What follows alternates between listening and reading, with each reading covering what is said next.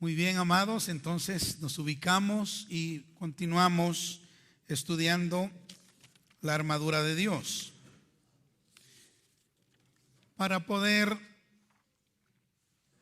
apologizar o presentar defensa de nuestra fe, para poder prepararnos para tener una respuesta a todo aquel que demande razón de la esperanza que tenemos, para poder convencer a las personas que están equivocadas. Necesitamos entender que nuestra lucha no es contra sangre ni carne, sino que es contra seres espirituales. Por lo tanto, debemos vestirnos de la armadura de Dios. Ese es el sentido. Ya hemos visto 4 piezas de esa armadura, es a saber, el cinto de la verdad, la coraza de la justicia, el evangelio de la paz y el escudo de la fe. La 5ª pieza de la armadura es el yelmo de la salvación. Pablo dice: y tomad el yelmo de la salvación. Debemos entender que el yelmo es ese casco que el soldado romano se colocaba sobre su cabeza. Y esto nos dice algo muy importante: es que la batalla también tiene lugar en nuestra mente. Somos atacados también en nuestra mente, por lo que necesitamos ponernos el yelmo de la salvación, por medio del cual nuestra mente esté protegida de todos los pensamientos tormentosos que el enemigo ponga en nuestro camino. El Señor Jesucristo es nuestro ejemplo en cuanto a sufrir ataques en la mente. ¿Saben que la presión del Getsemaní fue tan grande en la mente de nuestro Señor Jesucristo que Él llegó a sudar grandes gotas de sangre? Una de las cosas que más le gusta al enemigo es atormentar nuestra mente. Por eso es de que necesitamos colocarnos el yelmo de la salvación. Ahora, ¿qué es el yelmo de la salvación en sí? Bueno, el yelmo de la salvación es volvernos al Señor en esos momentos de ataques mentales. Volvernos al Señor, porque Él es nuestra salvación. Él es el yelmo de nuestra salvación. Él es el que nos puede proteger y el que nos puede sacar victoriosamente de los ataques del enemigo. Él es el que nos puede capacitar para recibir su paz, su tranquilidad en medio de los ataques del enemigo. Entonces, ponernos el yelmo de la salvación es cuando estamos siendo atacados por el enemigo con esos pensamientos tormentosos, es volvernos al Señor y decirle: Señor, tú eres mi salvación. Tú eres mi salvación, Señor. Entonces, y comenzamos a pensar en el Señor como nuestra salvación. Eso es colocarnos el yelmo de la salvación. Pero Pablo lo amplía un poquito más. En 1 Tesalonicenses capítulo 5 versículo 8, donde dice que la esperanza de nuestra salvación es el yelmo. La esperanza de nuestra salvación es el yelmo. Dice 1 Tesalonicenses 5, 8: pero nosotros que somos del día, seamos sobrios, habiéndonos vestido de la coraza de fe y de amor, y con la esperanza de salvación como yelmo. Entonces, ponernos el yelmo es volvernos al Señor en los momentos que estamos siendo atacados con los malos pensamientos, volvernos al Señor y declarar que Él es nuestra salvación, y luego esperar, porque la palabra esperanza viene de esperar, esperar pero esperar así con seguridad que el Señor nos dará la victoria. Bendito sea el Señor para siempre. Debemos poner ese yelmo en nuestra mente donde el enemigo quiere erigir esas fortalezas que son ajenas a los caminos y a la voluntad de Dios. Bueno, las piezas de la armadura de Dios que hemos estudiado hasta este momento, si ustedes se han dado cuenta, todas son de protección, ¿verdad que sí? El cinto de la verdad, el cinto nos protege los lomos. La coraza de justicia nos protege el corazón principalmente. El escudo de la fe nos protege de los dardos de fuego del maligno. Las sandalias del evangelio de la paz nos protegen de las heridas por las piedras y de las espinas, que son las obras de la carne. El yelmo de la salvación nos protege la mente, nos protege los pensamientos.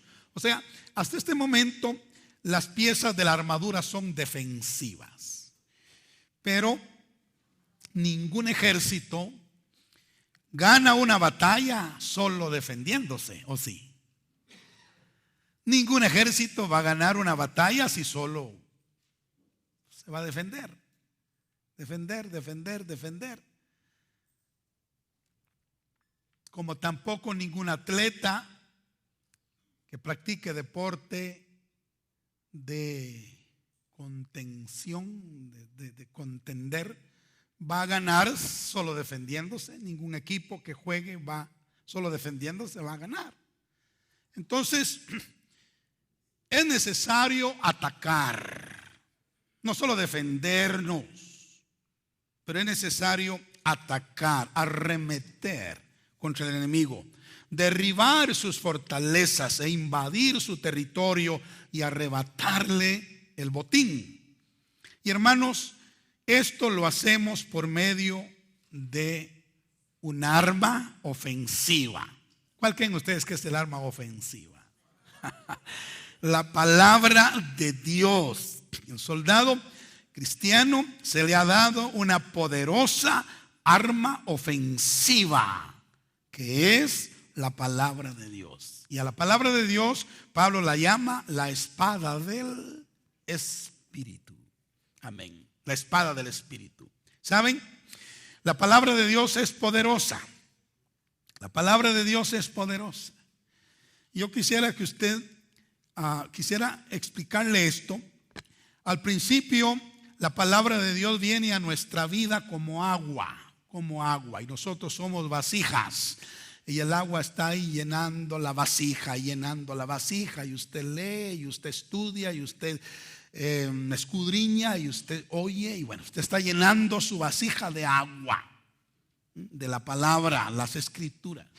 Ahora, llega un momento, obviamente, el agua hace algo lindo, ¿verdad? Porque el agua quita la sed, el agua lava, el agua limpia, etcétera, ¿verdad? Pero llega un momento cuando esa agua el Señor la convierte en vino, ¿verdad? O sea, esa palabra que usted ha oído como agua recibe el toque del Espíritu y del Logos, puede convertirse en rema. Es la palabra viva. La palabra viva, usted cita la palabra ya vivificada por el Espíritu Santo, y esa palabra vivificada deja de ser letra, deja de ser logos y se convierte en un rema, en una palabra viva de Dios, y esa es la palabra que destruye al enemigo. Amén. Gloria al Señor para siempre. Ahora, miremos el poder que tiene la palabra. Dice Apocalipsis capítulo 1 verso 16. Cuando Juan estaba en la isla de Patmos, recibió una revelación del bendito Hijo de Dios, y él vio que de su boca salía una espada de dos filos. Apocalipsis 1:16 dice que tenía en su diestra 7 estrellas, y de su boca salía una espada aguda, de dos filos, y su rostro era como el sol cuando resplandece en su fuerza. Qué revelación más linda la que tuvo Juan del Señor Jesucristo. Pero notemos que vio que de su boca salía una espada aguda de dos filos. Y Pablo explica qué es esa espada en Hebreos 4:12, ¿verdad? La Biblia explica la Biblia. Entonces Pablo dice cuál es esa espada. Dice: porque la palabra de Dios es viva y eficaz, y es más cortante que toda espada de dos filos, y penetra hasta partir el alma y el espíritu, las coyunturas y los tuétanos, y discierne los pensamientos y las intenciones del corazón. Hermanos, la palabra de Dios es un arma sumamente poderosa y eficaz en contra del enemigo. Cuando Cristo se enfrentó a Satanás en el desierto, fue con la espada del Espíritu que lo venció. Amén. Fue con la espada del Espíritu que lo derrotó. Ante las tentaciones que Satanás le hizo, ya sabemos, lo tentó en el cuerpo, con el hambre, lo tentó en el alma, con las emociones, y lo tentó en el espíritu, queriéndolo llevar a una adoración hacia el enemigo, ¿verdad? Pero ante las tentaciones que Satanás le hizo, el Señor respondió 3 veces: escrito está. Amén. Escrito está, escrito está, escrito está. Mateo 4 del 1 al 11. 3 veces él citó la palabra. De igual modo, esa es la manera en la que nosotros debemos no solo contender por la fe, sino también derrotar al enemigo cuando trata de apartarnos de las sendas de justicia con sus insinuaciones perversas. Usted y yo tenemos que conocer la palabra. Tenemos que conocer la palabra. Tenemos que estar llenos de la palabra de Dios, para que cuando el enemigo venga con sus tentaciones podamos decirle: escrito está, escrito está, escrito está, con una palabra vivificada por el Espíritu Santo. Y algo que a mí me llama la atención es que, fíjese que Cristo dijo que cuando el Espíritu Santo viniera, Él nos recordaría. Nos recordaría. En una ocasión dijo todas las cosas, y en otra ocasión dijo lo que yo os he dicho. Entonces, ¿qué es lo que el Espíritu Santo va a hacer? Recordarnos. Recordarnos. Pero usted sabe que para que nos recuerden algo, tuvimos que haberlo sabido antes. Porque yo no le puedo recordar algo que usted nunca supo. ¿O sí? No le puedo recordar.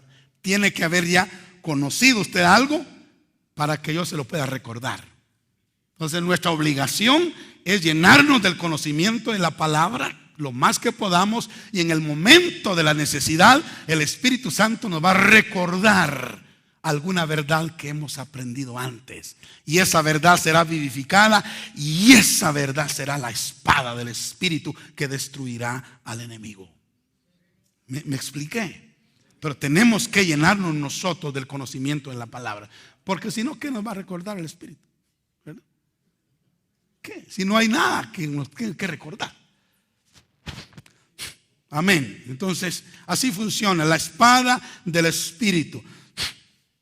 Gloria a Dios. El pastor Bailey contó una experiencia que tuvo estando en Yugoslavia en la década de los 50, cuando el comunismo estaba en su apogeo en esa nación. Dice que él se encontraba caminando por una de las calles de Belgrado, y esa calle era una calle donde estaban una gran cantidad de embajadas de los países comunistas. Y él iba caminando por esa calle, pasando enfrente de esa línea de embajadas comunistas, cuando de pronto dice que comenzó a oír voces que elogiaban la doctrina comunista. Eran demonios que estaban hablando. Él comenzó a oír voces que elogiaban la doctrina comunista y presentaban argumentos que el comunismo es bueno por esto y por lo otro, que el comunismo es bueno por aquello más. Y él, oyendo esas voces, los argumentos, dice que le parecían a él creíbles en relación al beneficio que el comunismo ofrecía. Y al ir aumentando las voces, algo así como una nube, dice que rodeó su mente, y cada vez se hacía más difícil rebatir esas voces y esos conceptos que el enemigo estaba hablando sobre sus oídos.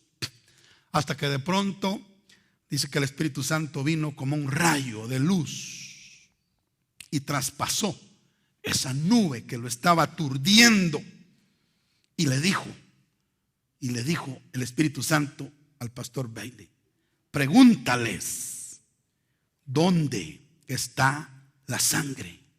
Dice que le dijo. Inmediatamente él dijo: ¿y dónde está la sangre?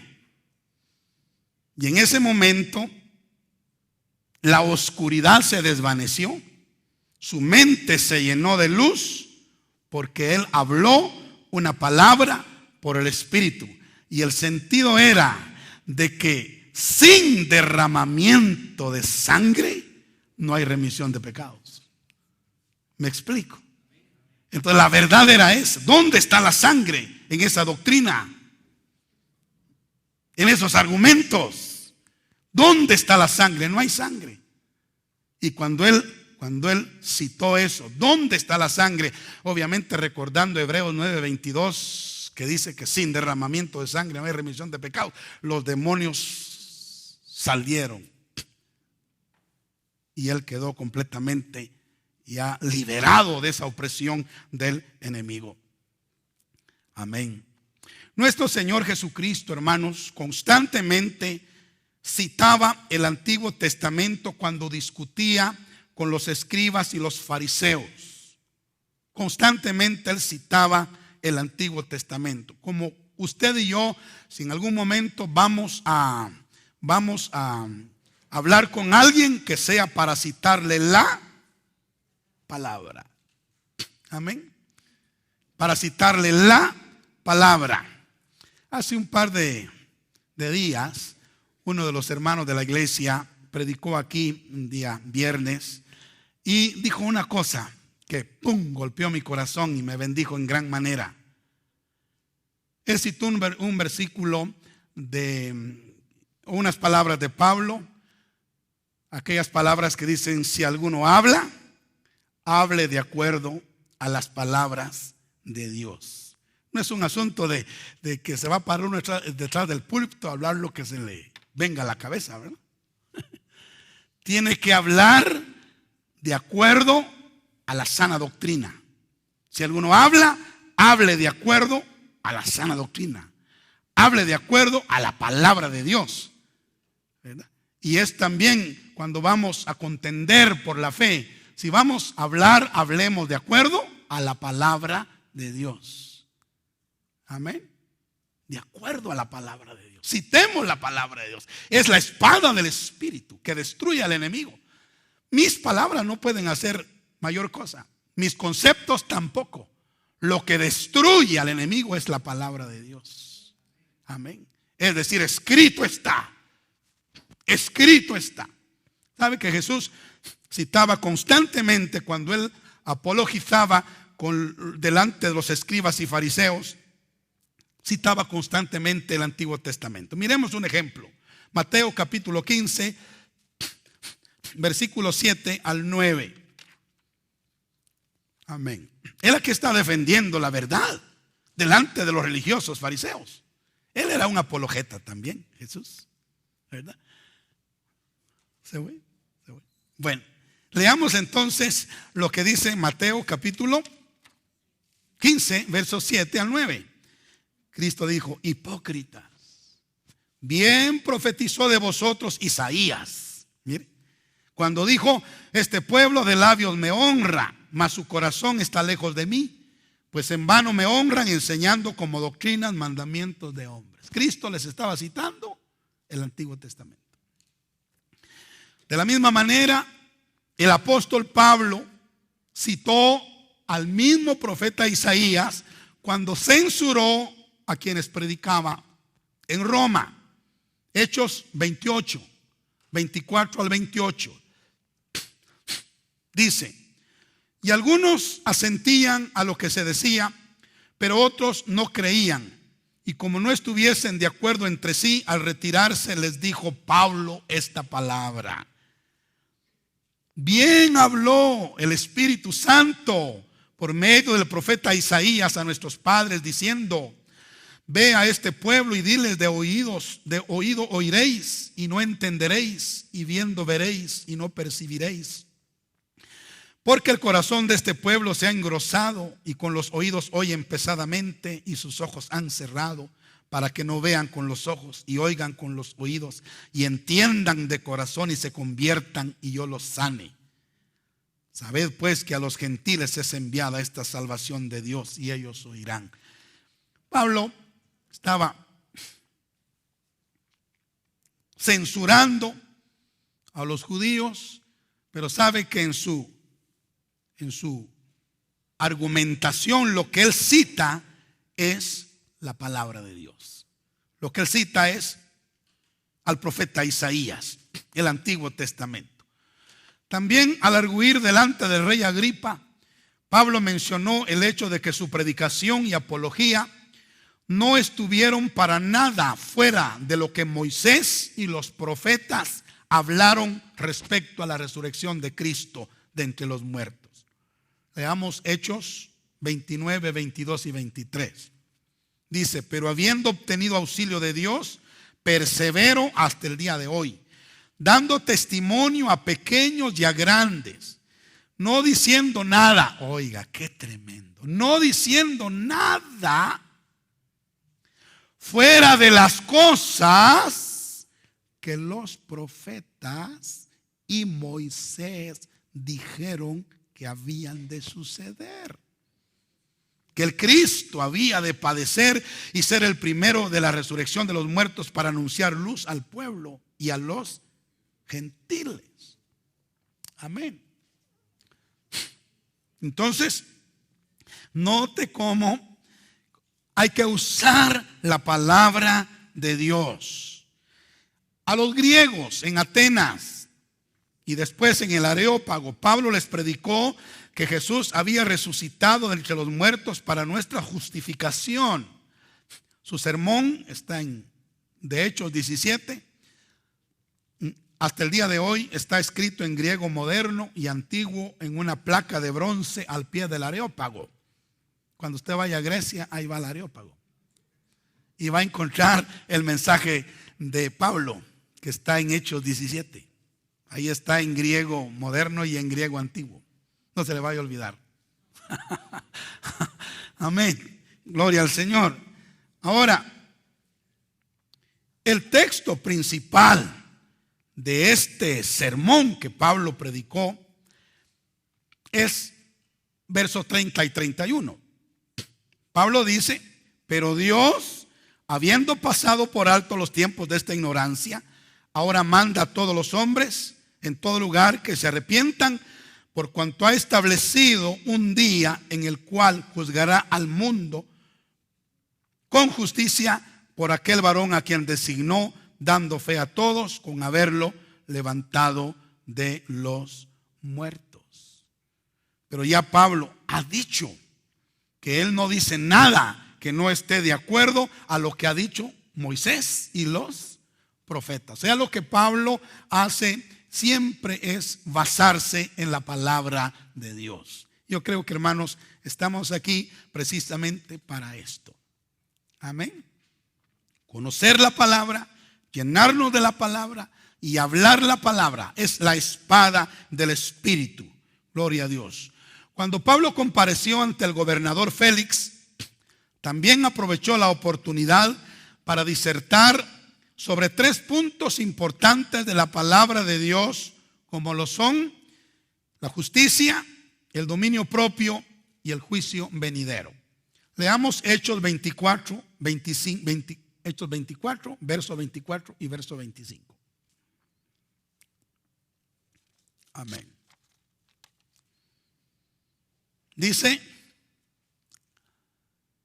pero al disertar Pablo acerca de la justicia, o verso 24, algunos días después, viniendo Félix con Drusila su mujer, que era judía, llamó a Pablo y le oyó acerca de la fe en Jesucristo. Pero al disertar Pablo acerca de la justicia, el dominio propio y el juicio venidero, Félix se espantó y dijo: ahora vete, cuando tenga oportunidad te llamaré. Se espantó cuando Pablo le estaba testificando acerca de la justicia, del dominio propio y del juicio venidero. Alabado sea el Señor.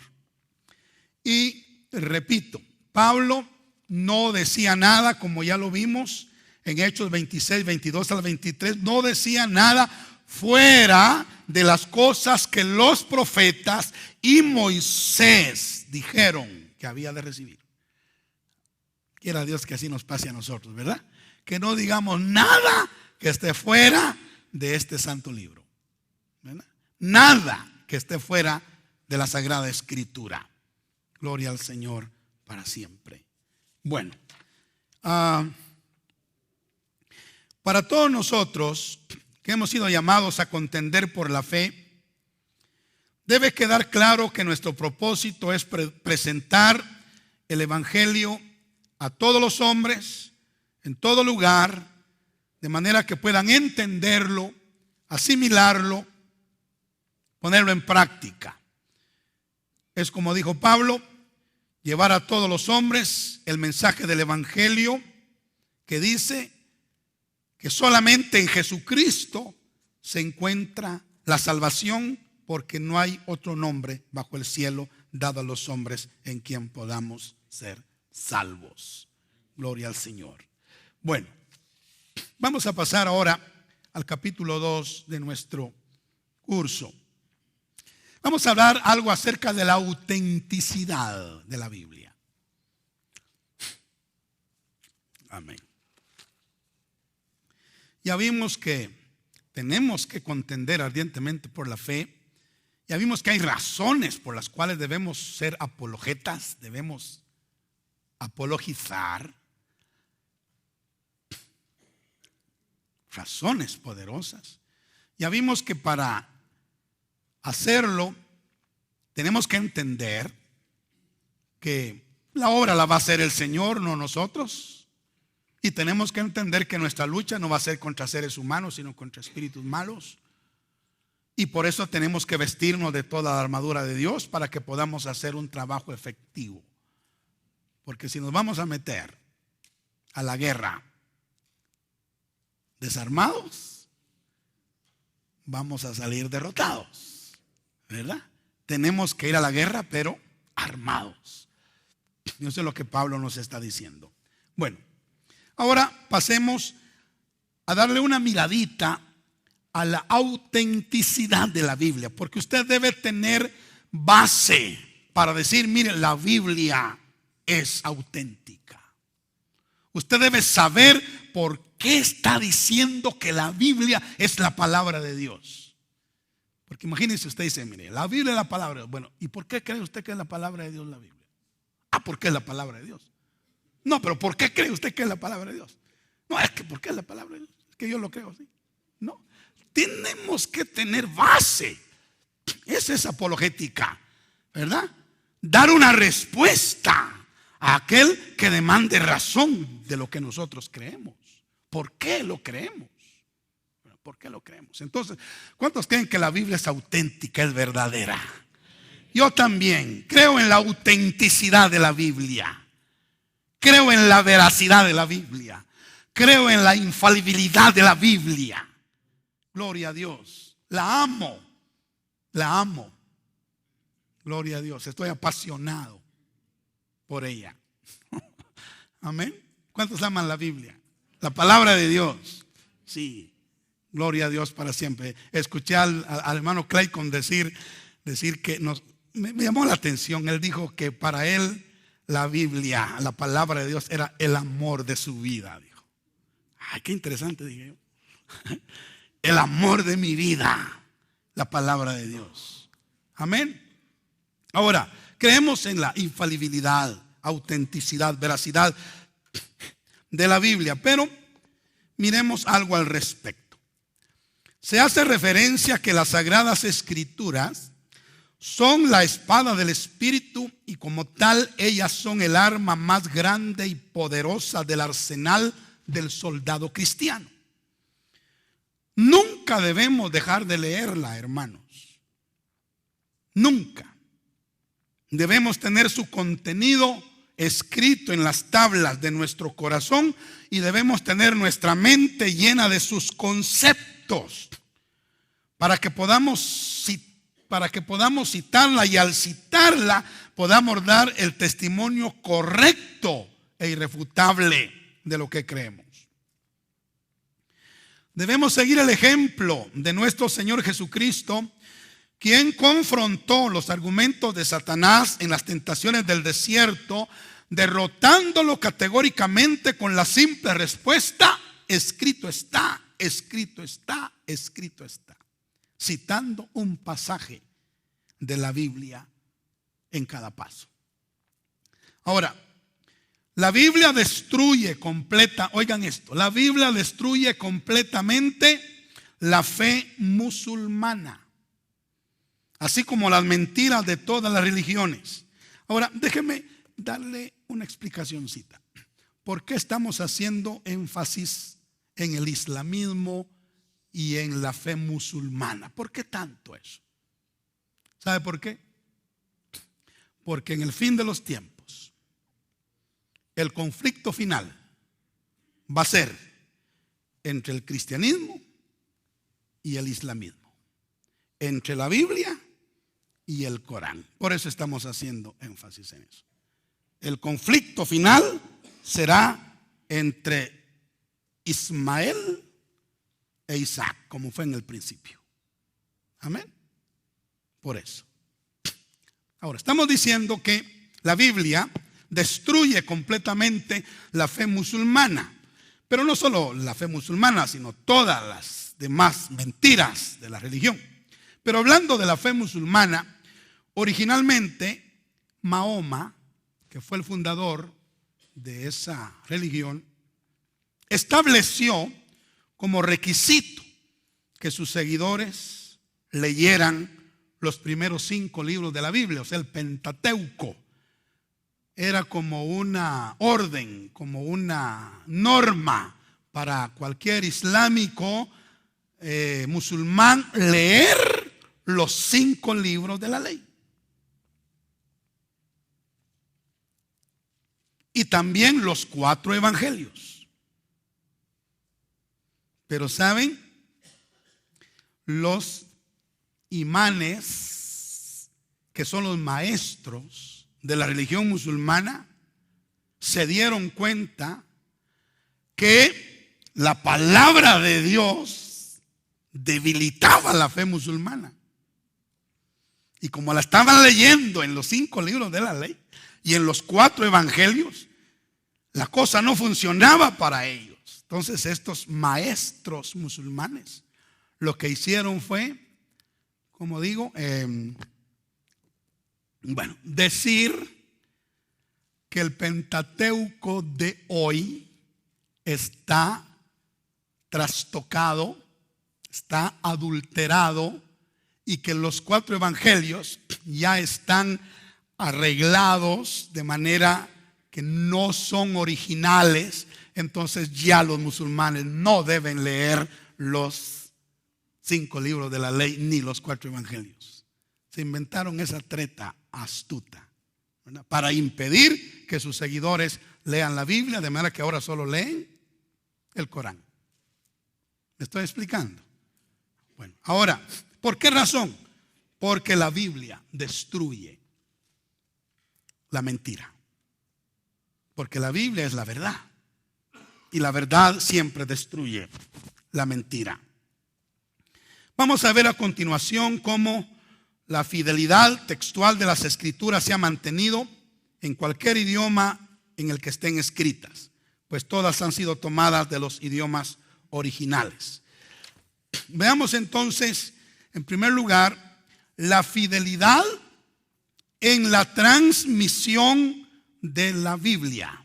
Tenemos allá los originales, pero esa versión, esas palabras tuvieron que ser pasadas a otra generación, o a otra cultura, o a otro idioma. Pero vamos a ver cómo el Señor ha cuidado de que su palabra no se corrompa ni se distorsione, sino que mantenga, amén, la fidelidad del principio. Amén. Entonces hablemos de la fidelidad de la transmisión de la Biblia. Y en primer lugar, mencionamos los manuscritos del Mar Muerto. ¿Han oído ustedes hablar de esos manuscritos, verdad? Los manuscritos del Mar Muerto prueban la fidelidad de la transmisión de la Biblia. O sea, prueban que aunque la Biblia fue pasada de los originales a otros idiomas, de la cultura judía a otra cultura, Dios se ha encargado de que la fidelidad de su palabra se mantenga. ¿Cuántos dicen amén? ¿Me estoy explicando en lo que digo? Se mantenga la fidelidad de la palabra. Y una de las pruebas es precisamente los manuscritos descubiertos en Qumran en 1947. Eran copias del libro de Isaías que fueron hechas en el año 150 antes de Cristo. Ahora súmele 1947 más 150, ¿cuánto nos da? Un matemático.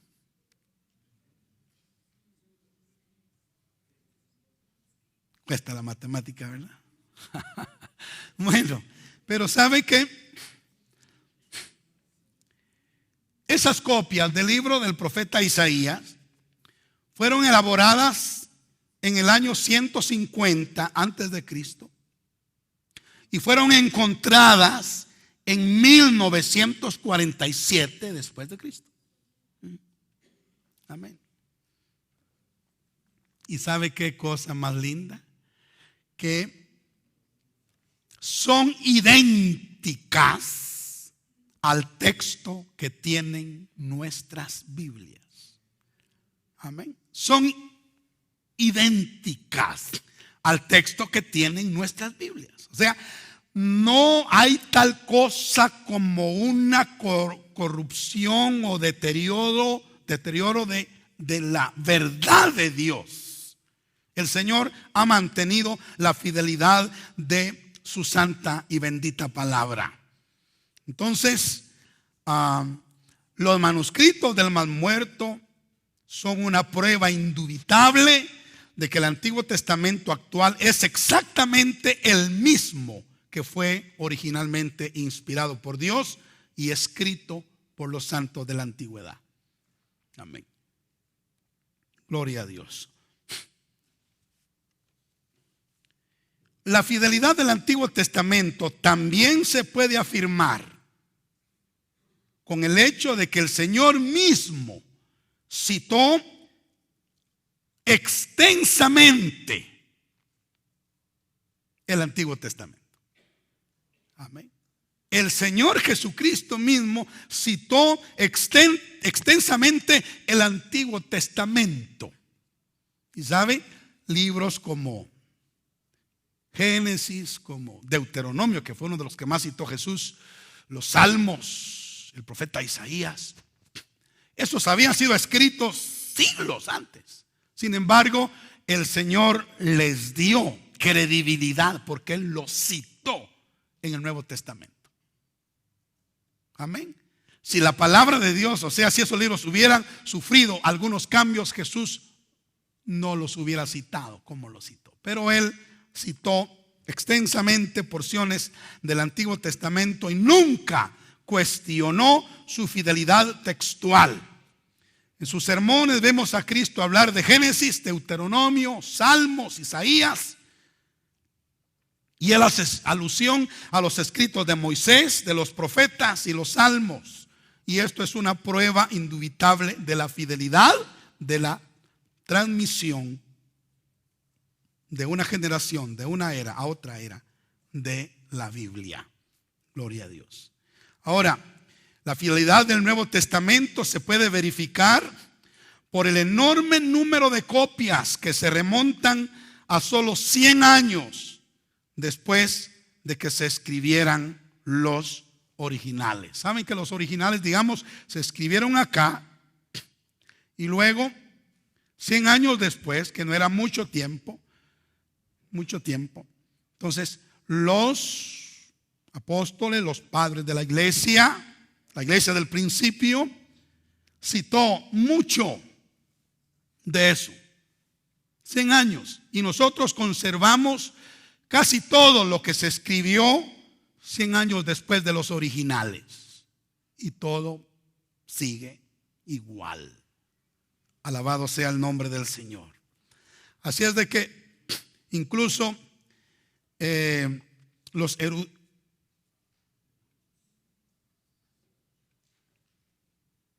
los padres de la iglesia nos han dejado suficientes citas del Nuevo Testamento, de modo que aun cuando no existiera ninguna copia completa en el original, los eruditos serían capaces de reconstruir todos los libros del Nuevo Testamento con los escritos que tenemos del año 100 para acá, con la excepción de 11 versículos nada más.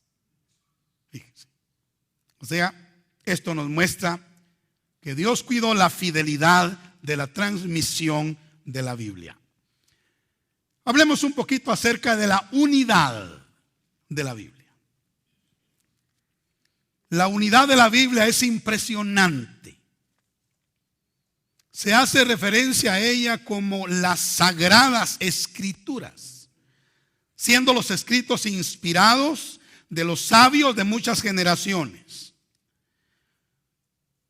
Por su contenido interno se puede mostrar fácilmente que en verdad la Biblia es la palabra de Dios, porque tiene una unidad asombrosa. Sí, una unidad asombrosa que solo puede ser explicada por el hecho de que los escritores fueron guiados por el Espíritu Santo. Fue el Espíritu Santo el que guió a todos los escritores de la Biblia.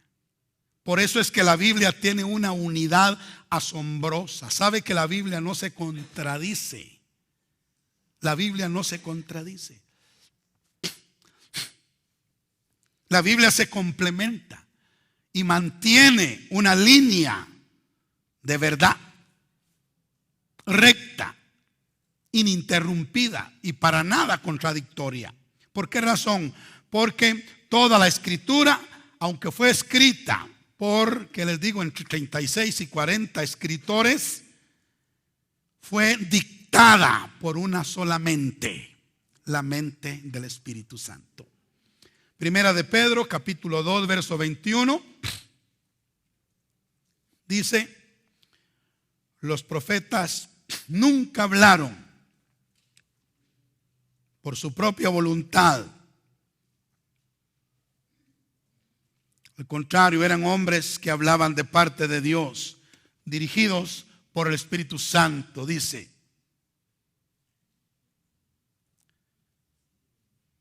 Dos 21.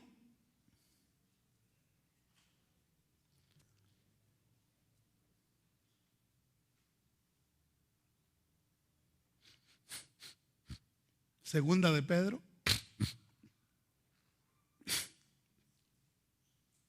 Ay.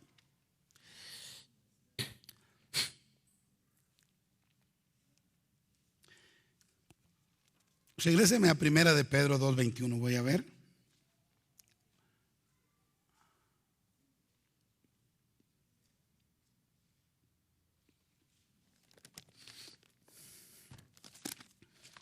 Bendito sea el nombre del Señor.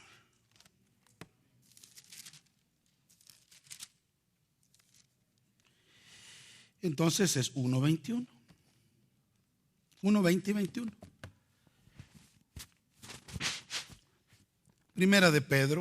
Segunda de Pedro, 1:20 y 21. Dice, entendiendo primero esto, que ninguna profecía de la Escritura es de interpretación privada, porque nunca la profecía fue traída por voluntad humana, sino que los santos hombres de Dios hablaron siendo inspirados por el Espíritu Santo. Amén. Entonces, el autor durante todo el proceso fue el Espíritu Santo. La Biblia está compuesta de 66 libros, como sabemos. Los 39 del Antiguo Testamento fueron escritos entre 1400 antes de Cristo a 400 antes de Cristo. O sea, el Antiguo Testamento fue escrito aproximadamente en un periodo de 1000 años. De 1000 años. El primero se escribió más o menos en el año 1400 antes de Cristo. Y el último, que fue Malaquías, se escribió en el año 400 antes de Cristo. O sea, el Antiguo Testamento fue escrito en un periodo aproximado de 1000 años. Luego los 27 libros del Nuevo Testamento fueron escritos entre los años 50 y 100 después de Cristo.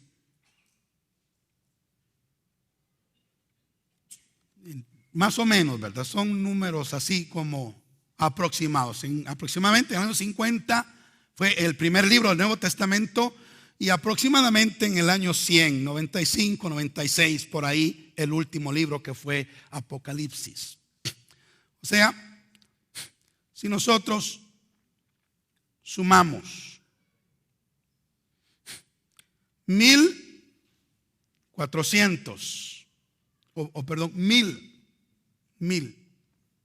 más 50, sería más o menos 1050 el periodo técnico en el que fueron escritos los libros, aunque el periodo cronológico sea más extenso, porque hubieron, por ejemplo, 400 años de silencio, ¿verdad? Amén. Entonces, durante los 1500 años transcurridos entre la redacción del primero y el último libro de la Biblia, por lo menos 38 hombres escribieron siendo inspirados por el Espíritu Santo. Y estos escritores vivieron en diferentes tiempos, en diferentes culturas, separados por cientos de años. En muchos de los casos ni se conocieron. Unos eran comerciantes, otros pastores, unos pescadores, otros soldados, unos médicos, otros predicadores, unos reyes, etcétera. Personas de las más variadas culturas, de las más variadas formas de vida, de los más variados niveles sociales y hasta de opuestas filosofías. Fueron tomados y fueron usados para escribir las Sagradas Escrituras. Ahora, lo maravilloso es que los 66 libros de la Biblia, con sus 1189 capítulos formados por 31.173 versículos, revelan una unidad armoniosa en todo su mensaje. Hay una unidad preciosa en todo el mensaje, a pesar de que fueron diferentes los escritores y a pesar de que en diferentes tiempos y en diferentes lugares y diferentes culturas y diferentes niveles académicos, hay una unidad maravillosa en las Sagradas Escrituras. Y yo quisiera traerlos a la imaginación un momento. supongamos algo. Supongamos que usted está en su casa, ahí en la sala de su casa, ¿verdad? Y luego alguien toca la puerta.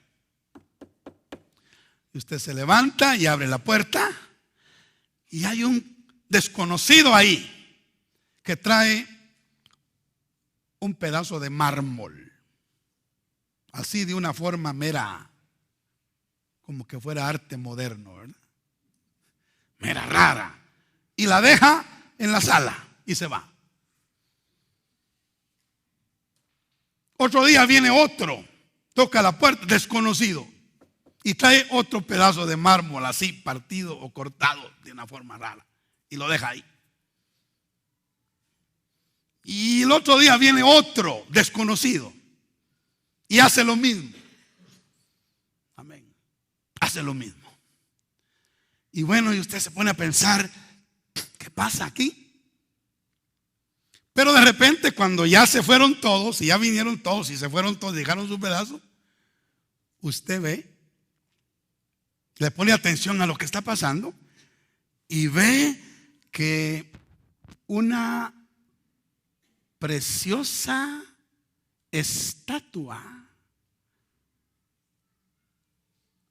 aparece ahí.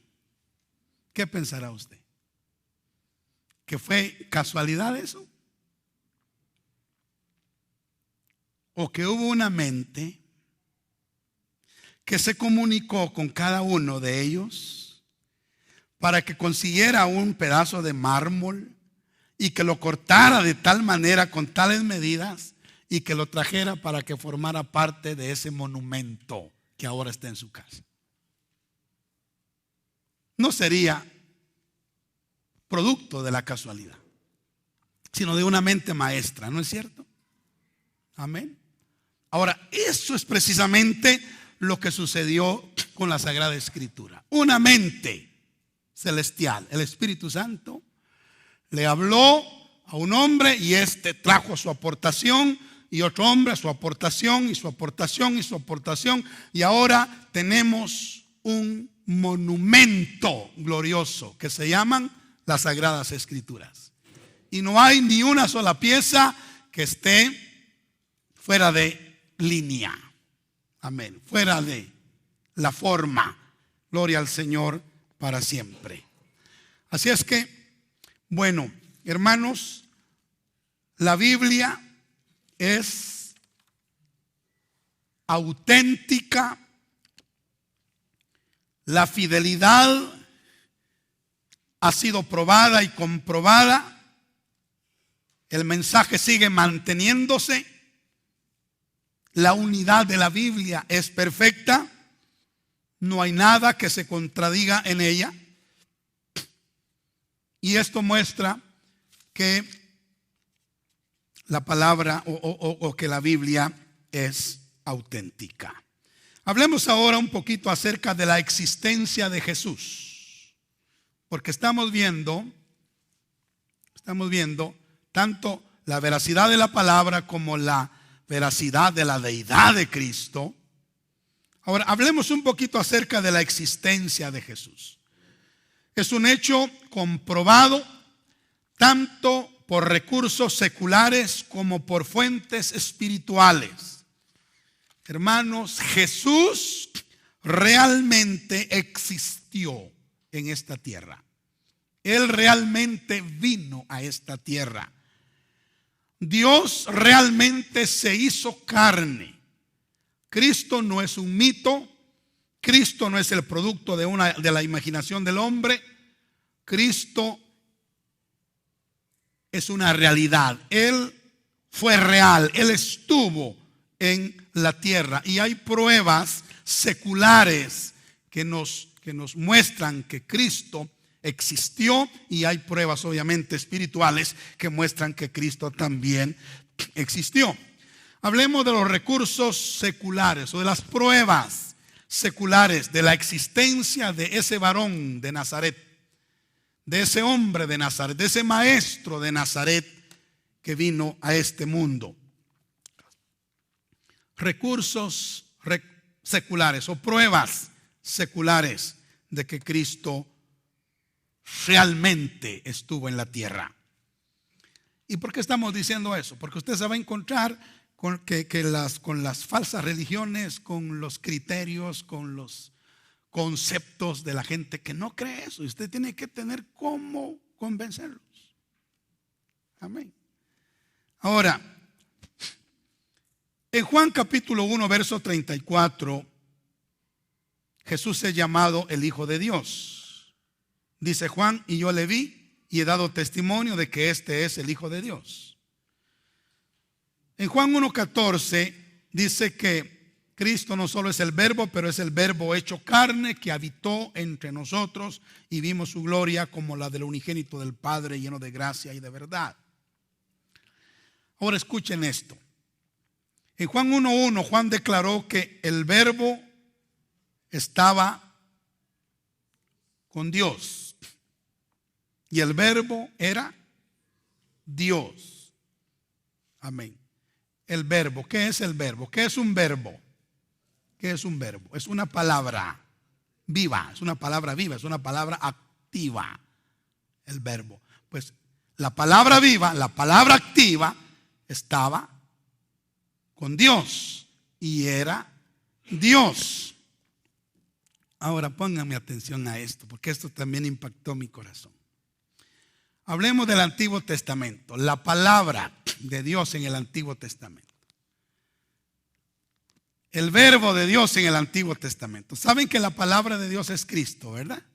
Él es Cristo. Pues en el Antiguo Testamento, cuando usted lee todo el Antiguo Testamento,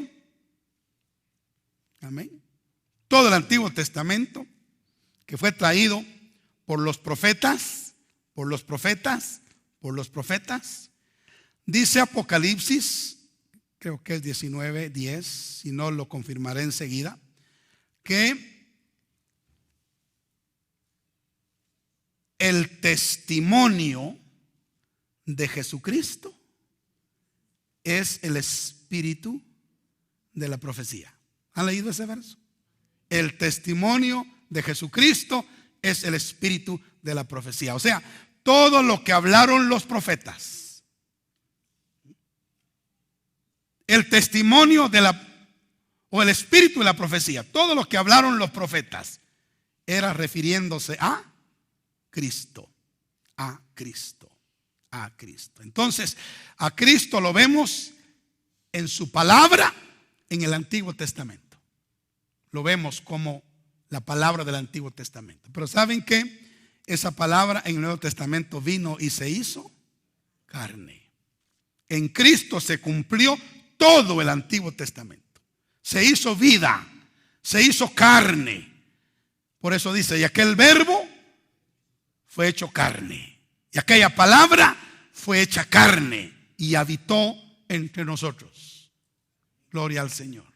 Entonces, a mí me llamó poderosamente la atención, porque Dios se reveló a la humanidad a través de su palabra en el Antiguo Testamento y también a través de su palabra hecha carne en el Nuevo Testamento. Pero Cristo está en el Antiguo y Cristo está en el Nuevo.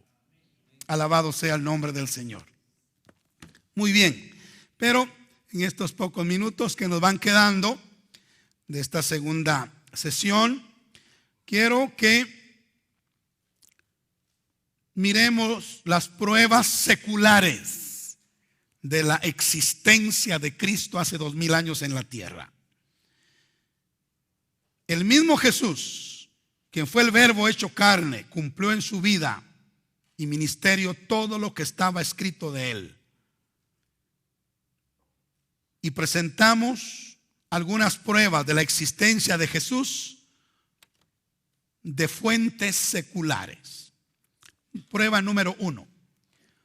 Los comentarios del emperador romano Tiberio relativos a que Poncio Pilato crucificó a Jesús.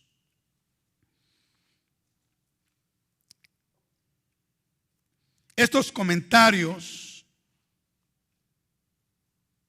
se demuestran sobre todo por una carta que Pilato enviara a Tiberio, hablando de la existencia real de un hombre llamado Jesús de Nazaret.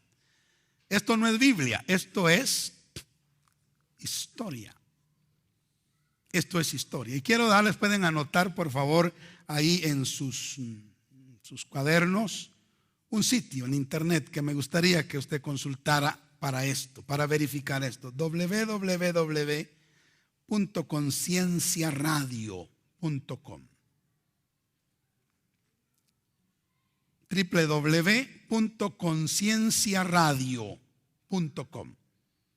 Sabe que ahí va a encontrar un documento que se llama Las Cartas de Jesús.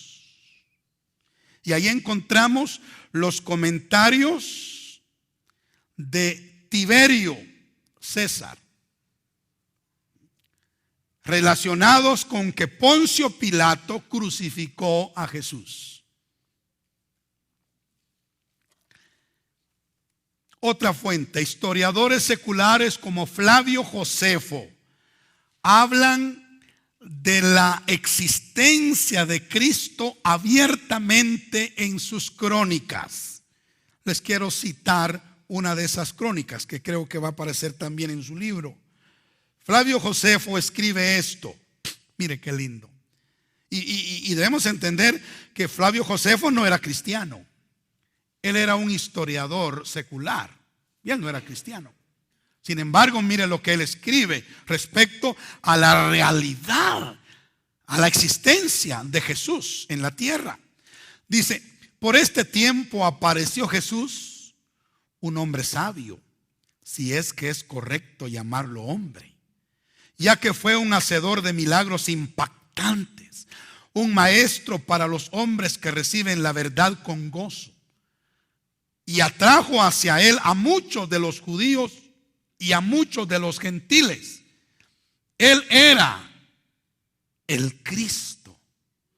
Y cuando Pilato, frente a la denuncia de aquellos que son los principales entre nosotros, lo había condenado a la cruz, aquellos que lo habían amado primero no lo abandonaron, ya que se les apareció vivo nuevamente al tercer día, habiendo predicho esto y otras tantas maravillas sobre él los santos profetas. El grupo de los cristianos llamados así por él no han cesado hasta este día, dice Flavio Josefo. Eso no son citas bíblicas, son citas de un historiador confirmando la realidad de la existencia de Jesús de Nazaret. Amén. Cornelio Tácito, uno de los historiadores más confiables de la Roma del primer siglo, escribió también en sus anales una crónica de los eventos del Imperio Romano durante el reinado de los primeros Césares. Entre los sucesos más importantes que este hombre, Cornelio Tácito, incluyó en el año 64, se encuentra el relato del gran incendio de Roma, que fue provocado por Nerón. Y la gente realmente culpó a Nerón porque él había sido, pero bajo su reinado. Pero para salvarse, Nerón trasladó la culpa a los cristianos, ¿verdad? Y esta es la primera vez que aparecen en la historia secular. Ahora, como el historiador cuidadoso que era, Tácito explica quiénes eran los cristianos.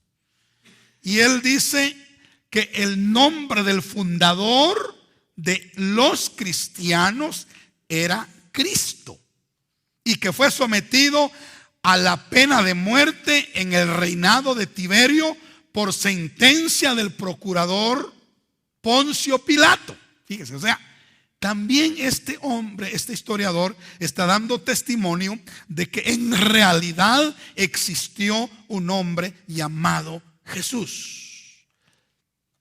Amén.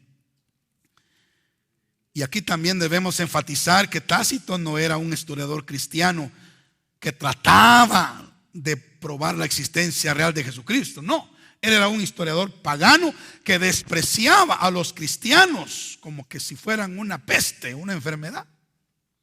Sin embargo, él dio testimonio de la existencia y de la realidad de Jesús de Nazaret.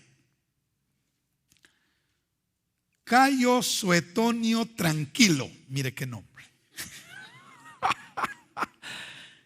Así se llama, Cayo Suetonio Tranquilo, historiador romano. Sí, también registró sucesos del primer siglo en su famosa obra Vidas de los 12 Césares. Y él también veía a los cristianos como una secta. Y él escribe que profesaba una nueva y maligna creencia religiosa y sin duda citó a Cristo deletreándolo como Crestus. Él se refería a Cristo, lo deletreó como Crestus, refiriéndose a la existencia real del Señor Jesús en la tierra. Plinio, él fue un joven gobernador romano de Bitinia. Alrededor del año 110 escribió al emperador Trajano para preguntarle qué debía hacer con los cristianos. ¿Qué debía hacer, decía él, con un culto despreciable al que menciona 8 veces en la carta? Cristo mismo es mencionado 3 veces por este gobernador romano, Plinio, y él dice que los cristianos se juntaban un día fijo a la semana para cantar versos alternadamente, entre ellos en honor a Cristo, como si fuera para un Dios, dice él. Y realmente él era Dios, ¿verdad? Y es Dios. Y bueno, hay otras fuentes como Teudas y Mara Bar Serapión testificaron también de la historicidad de Jesús. O sea, lo que estamos tratando de decir es que hay pruebas seculares de que Cristo realmente estuvo en la tierra. Amén. Que ahí están. Y nadie nos puede venir diciendo que Cristo es un mito, que Cristo no es quien dice ser, porque hay pruebas seculares que declaran sin lugar a dudas que Jesús de Nazaret existió y caminó por esta tierra. Amén. Pero aparte, tenemos 5 minutos. Aparte de las pruebas seculares, tenemos las pruebas espirituales. Y eso nos gusta mucho, ¿verdad? No solamente tenemos fuentes seculares de información sobre la existencia real de Jesús de Nazaret, también hay fuentes espirituales a granel que presentan pruebas abrumadoras respecto a su existencia. Miremos algunas pruebas espirituales. Número 1. Los escritos del apóstol Pedro. Solo le voy a dar la cita y usted la nota y seguimos adelante. Prueba número 1, los escritos de Pedro. Segunda de Pedro, capítulo 1, verso 16, o verso 6, perdón, al 10. Segunda de Pedro 1, verso 6 al 10. Pedro dice, ¿por qué? Vamos a leerlo. Segunda de Pedro,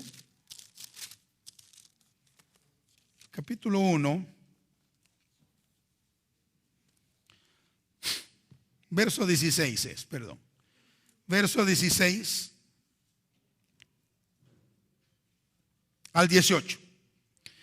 Dice, porque no os hemos dado a conocer el poder y la venida de nuestro Señor Jesucristo siguiendo fábulas artificiosas, sino como habiendo visto con nuestros propios ojos su majestad. Pues cuando él recibió de Dios Padre honra y gloria, le fue enviada desde la magnífica gloria una voz que decía, este es mi Hijo amado en quien tengo complacencia.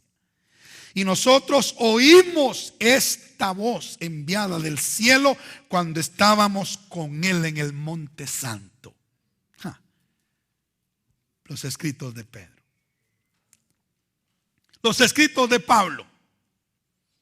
Este hombre también se encontró con el Cristo resucitado en el camino a Damasco. En Hechos capítulo 9, versículo 3 al 6 dice: mas yendo por el camino, aconteció que al llegar cerca de Damasco, repentinamente le rodeó un resplandor de luz del cielo, y cayendo en tierra oyó una voz que le decía: Saulo, Saulo, ¿por qué me persigues? Él dijo: ¿quién eres, Señor? Y le dijo: yo soy Jesús, a quien tú persigues. Dura cosa te es dar coces contra el aguijón. Y temblando y temeroso dijo: Señor, ¿qué quieres que yo haga? Para terminar esta sección, el apóstol Juan. Primera de Juan 1 al 3. Lo que era desde el principio, lo que hemos oído, lo que hemos visto con nuestros ojos, lo que hemos contemplado, lo que palparon nuestras manos tocante al verbo de vida.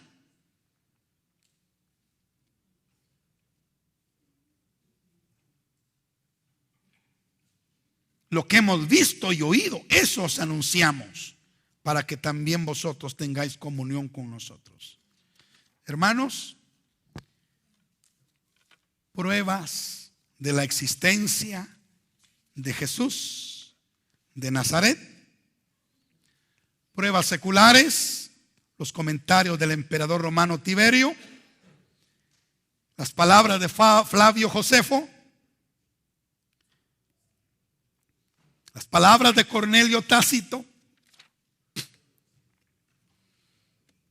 las crónicas de Cayo Suetonio Tranquilo. Amén. ¿Cuántos están tranquilos? Las crónicas de Plinio, el joven gobernador romano, y otras fuentes más como Teudas y Mara, Bar, Serapión testificaron de la historicidad de Jesús. Pruebas espirituales, bíblicas, los escritos de Pedro, los escritos de Pablo, los escritos de Juan, todos dan testimonio acerca de que Cristo realmente existió. Amén.